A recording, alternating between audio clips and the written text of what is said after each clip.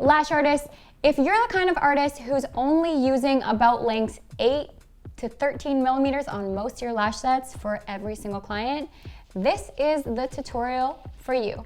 I'm Caitlin, and this is Rebecca, and today we're going to be diving into an open conversation about why every lash artist should carry lengths 5 all the way up to 18 millimeter plus. Okay guys, let's start with the short lengths first.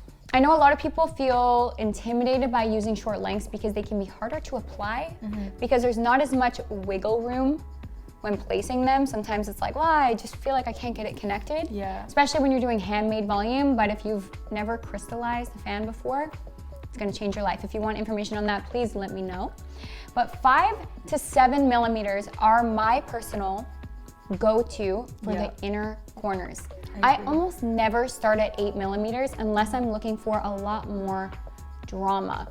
In fact, when I do start higher than 7 millimeters, even if I'm just using 1 or 2 of each length, I find that the lashes will fall off on the inner corner much faster. Do you find that? I agree. I think that the smaller lengths and the baby lengths in the inner corner and even on that first layer of the bottom lashes just add so much detail to your sets. It makes it look, I think it upgrades a set from basic to luxurious. 100%. Most of my sets that go viral do go down to about 5 millimeters, especially for exaggerated cat eye looks, and everyone comes in saying they want cat eye. Yeah, exactly. Well, you're gonna have to start using really short lengths in order to really create that transition. Yeah. In fact, in a lot of my cat eye lash sets, I'll go from 5 all the way to about 16 plus millimeters, and that's what gives me the lifted effect on the outer corner, bringing attention away from the inners.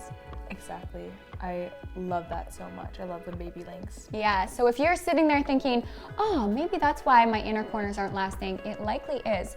Another little side pro tip, you should also be bumping down your diameters or dimensions for the inner corners as well, because the natural lashes are weaker in there.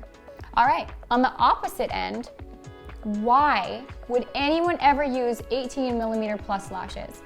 All right, I know that for years, people always said in trainings that you should never use above 14 millimeters or it's going to damage your client's natural lashes, which I get because for a long time, only classic lashes were popular. Yeah.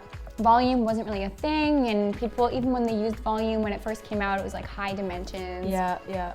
Kind of like Russian volume vibes. Yeah. But what we've learned, and the industry has definitely grown and shifted, is that some people need long lengths. For me, for example, I'm not wearing any lashes right now. Rebecca just did a style analysis on me, and we determined that I have a crazy amount of space between my lash line and my eyebrow, versus Rebecca has very little space. Very little. Yeah.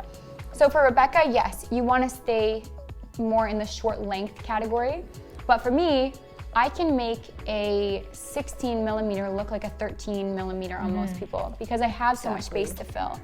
But the obvious question is that going to damage your natural lashes? The answer is no, it will not, as long as you keep your weights low, but your length high. So what that means is opting for diameters like 0.03 is an obvious one because it weighs so much less than every other diameter. So you can use 0.03s in low dimensions. So a 0.03 in like 4D, for example, is gonna weigh less than even a 0.10 diameter classic lash, which is crazy. It's insane, yeah. Exactly, so to summarize, yes, you should be using longer lengths for the right client. And we're gonna be diving into this actually in a couple of weeks. On February 13th, 2025, we're gonna be doing an online style webinar. And this webinar is gonna go deep into styling. So if you feel like this information is new to you or you wanna dive more into how to analyze your clients and really create a curated mapping and style for them, join that webinar. And don't worry, if you're watching this video after the 13th of February, it's gonna be recorded, it'll still be sold afterwards, so there's no worries, you can always sign up. Thank you so much for watching this video today. If you enjoyed this video, please give us a like, comment, subscribe. If you have any videos you'd like to see from us, comment them down below. We really take your words seriously. But until next time, see you in the next one. Bye.